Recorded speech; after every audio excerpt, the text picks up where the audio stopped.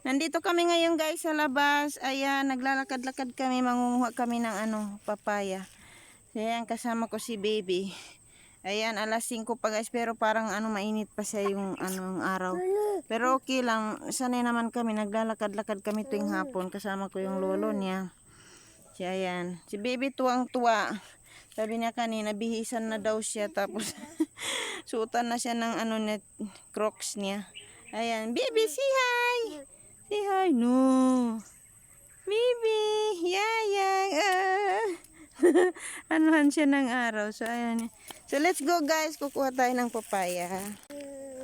So, ayan guys. Malapit na kami dyan. Ito, naglalakad-lakad kami. Medyo maraming siya dyan, oh. Ayan, damo dyan. Kaya lang, ayan, kakargahin ko na lang si baby. Oh! Lapit na kami. Ayan guys, ang mga papaya. Sa kapitbahay namin to guys, kaya lang pinapakuha nila kami. Kasi hindi naman daw nila binibenta. So, ayan, kumukuha na lang kami ng libre. Ito naman guys, ay pakwan yan. Marami na, namumunga na, pero maliit pa. So, yan, nagbibigay din sila sa amin.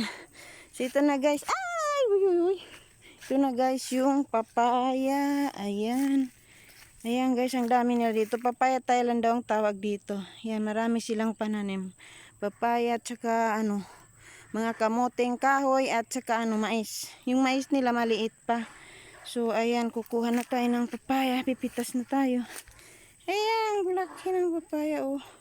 Mahahaba guys yung mga papaya nila dito. Pero matamis pag nahinog na. So ang kukuha lang kami para gulayin.